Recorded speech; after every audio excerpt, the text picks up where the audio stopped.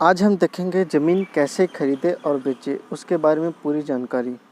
दोस्तों, दो तरह के औजार होते हैं, जरीब और गुनिया।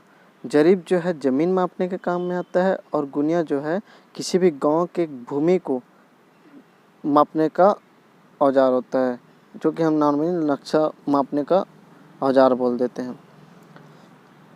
ज़मीन कैसे खरीदे इसके बारे में जानने से पहले आप जान लें कि कौन कौन सी सावधानियां हमको बरतनी चाहिए। पहले ज़मीन के मालिक का नाम ज़मीन के नाम पर होना चाहिए, किसी दूसरे व्यक्ति का नहीं। कई बार क्या होता है, ज़मीन किसी दूसरे के नाम पर है और दूसरा व्यक्ति बेच देता है। ज़मीन में बैंक लोन नहीं होना चाहिए। ज़मीन पर उस व्यक्ति का स्थायी कब्जा होना चाहिए, किसी दूसरे व्यक्ति के नहीं। कई बार क्या होता है, कब्जा किसी दूसरे के नाम पे है और किसी दूसरे व्यक्ति ने बेच दिया। दोनों परिवार के बीच में किसी भी प्रकार का विवाद ना हो और ज़रूरी बात उनमें बंटवारा हो रखा हो। अगर बंटवारा नहीं हुआ है तो दिक्कत आपको आ जाएगा बाद में। और 5वें नंबर पे हमारा बैनामा रजिस्ट्री करते वक्त नक्शा ज़रूर देख लो। दोस्तों, क्या होता है, कई बार वकील क्या करते हैं, नक्शा अलग है और दूसरा नक्शा आपके रजिस्ट्री में बना दिया। उससे क्या होगा, आपको दिक्कत आ जाएगी और जो आगे वाली ज़मीन के बजाय आपको पीछे वाली ज़मीन दे देंगे।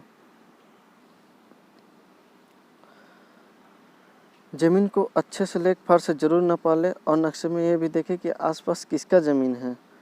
ज़मीन खरीद लेने के बाद जितनी जल्दी हो सके उसमें आप दोस्तों दाखिल खारिज के लिए अप्लाई कर दें।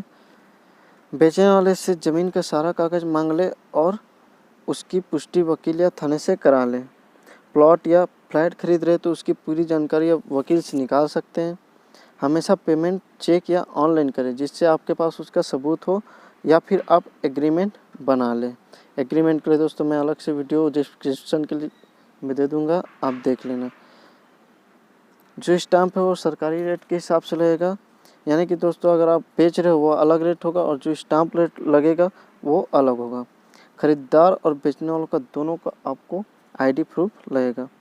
वकील लेके सारा कागज कार्रवाई पूरा करके आपको रजिस्ट्रार ऑफिस जाना है और वहाँ में आप फिंगरप्रिंट और आँखों का स्कैन किया जाएगा और कुछ दिनों बाद आपका जो ओरिजिनल डॉक्यूमेंट है रजिस्ट्रार ऑफिस से मिल जाएगा। फिर उसके बाद आपको 1 महीने के अंतर्गत दाखिल खारिज का कार्रवाई कर देना है। ज़मीन के कागज़ मिलने के बाद आपको दाखिल खारिज के लिए अप्लाई कर देना है। ये दाखिल खारिज 2 प्रकार के होते हैं। एक तो होता है उत्तराधिकार, जो कि अपने पिता के द्वारा बच्चों को मिलता है, और दूसरा होता है अंतरण दाखिल, जो कि बेचने पर किया जाता है। दाखिल खारिज होने में लगभग 1 महीने का समय लगता है। और इसी तरह दोस्तों आपको आगे की जानकारी चाहिए तो हम इसका दूसरा पार्ट बना रहे हैं, तो आप इस चैनल को सब्सक्राइब करें और दूसरा पार्ट ज़रूर देखें, आपके जीवन में बहुत काम आएगा। तो दोस्तों चैनल को लाइक एंड सब्सक्राइब करें। धन्यवाद।